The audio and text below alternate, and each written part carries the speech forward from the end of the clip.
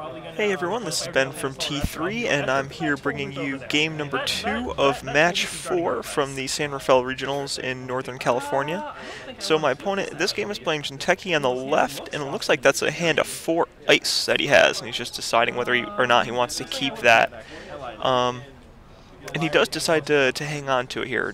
Can't really see my hand, but I'm playing noise on the right, and this is going to be a tough matchup for me. I don't really have any protection against net damage, which you can always expect when you're playing Jinteki. So it's going to be mostly a it's going to be interesting here. So he installs 2 ice, and he did draw up on his first click. So he has the so he does have the agenda in hand. He's just drawing more ice, which is really good. And I'm just going to try and get some money and prepare myself for the later game. And not really much going on, just icing up, and he must be protecting against Data Sucker. That's the only thing I can really think of why he's iced up all his centrals. Although with Noise's milling ability, you know, I guess once I start playing viruses, something's going to start to get milled eventually.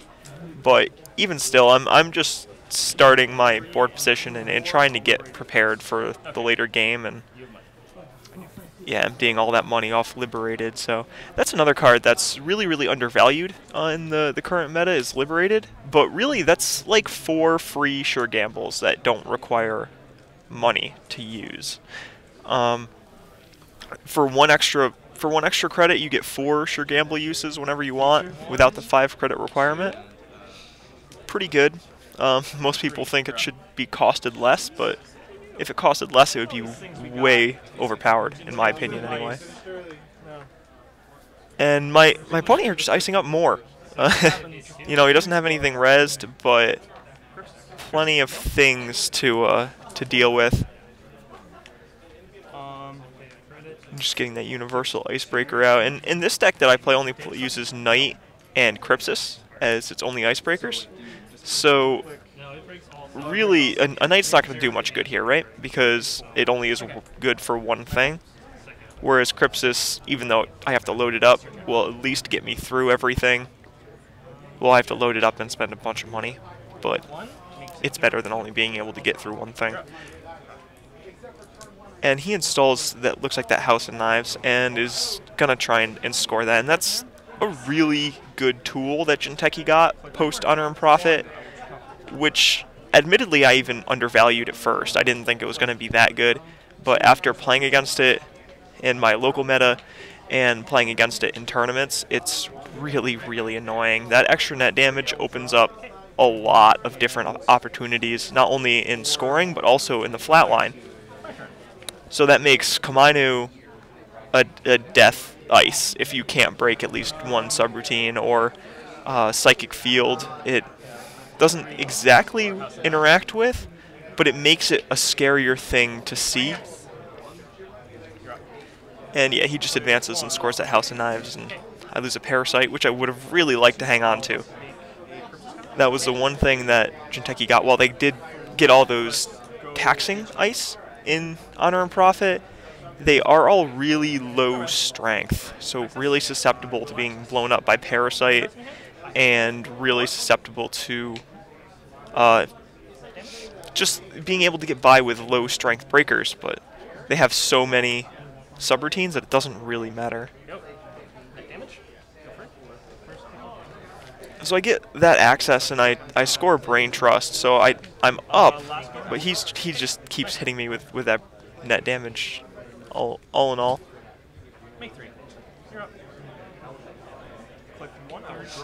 And just gaining money is probably a good play. I can't make out what's in his hand at this point, but with all of that ice, he needs to protect himself somehow.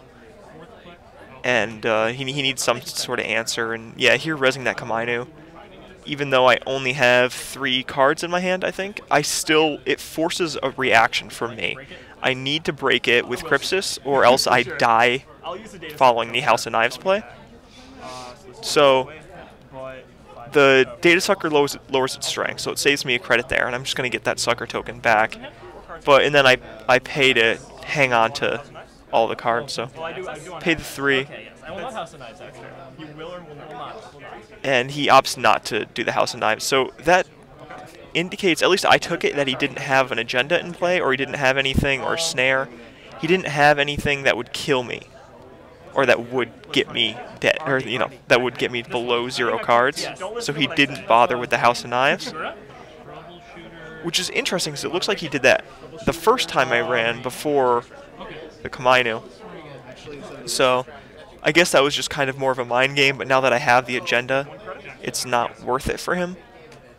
Which makes sense. You really don't want to use House of Knives, or at least you want to try and refrain from using House of Knives, unless it's going to open up a scoring window or potentially kill the runner.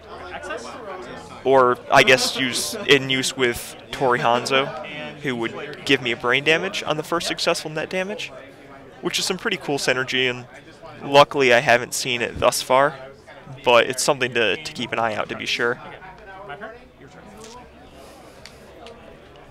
So at this point, he's poor, and he just has to credit up again.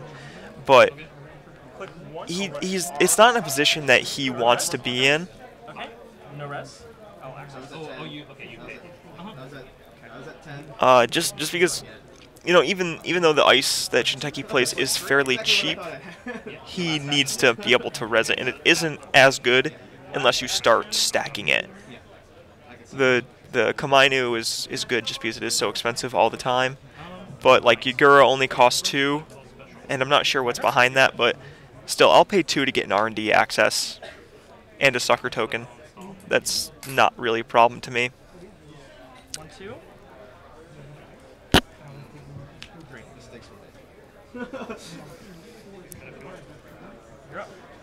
So he installs a new card in that remote, and I'm just trying to decide whether or not that's worth me trying to get in or not. So I don't really have a lot of money, and I don't have any Cripsis counters, so he's taking advantage of a good window, I think. So I'm just going to spend my time to build a little bit and kind of prepare myself,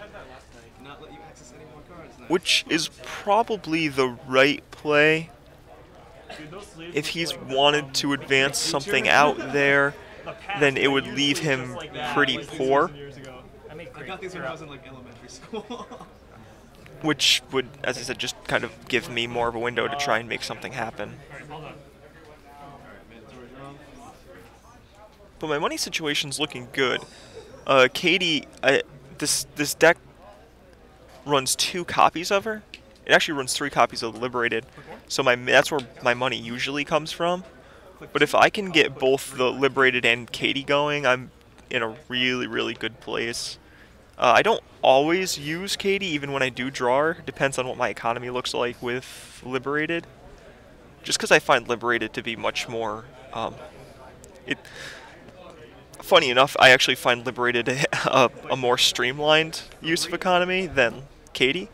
If I need money, especially in this deck, I would prefer to be able to just click and get money, and not decide whether I want to click to get some money this turn or click to get some money or more money next turn. I know a lot of people hail Katie as one of the better economy assets or economy cards in the game, and in most decks I might agree with them, but not in this deck. I just don't think it's too, or it's not very pretty, I guess. It's kind of clunky. I'd much rather just gain the click first turn to play Liberated and then run off Liberated than try and mess around with Katie. Which is pretty much blasphemy in modern Netrunner right now, but hey, it's my opinions.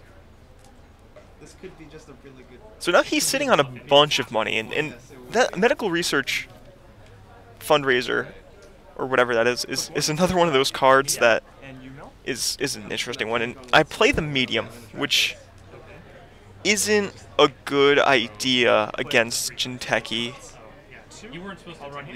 And I'm kind of getting blinded by R&D accesses, because I did have a lot of success with that when I was testing this deck.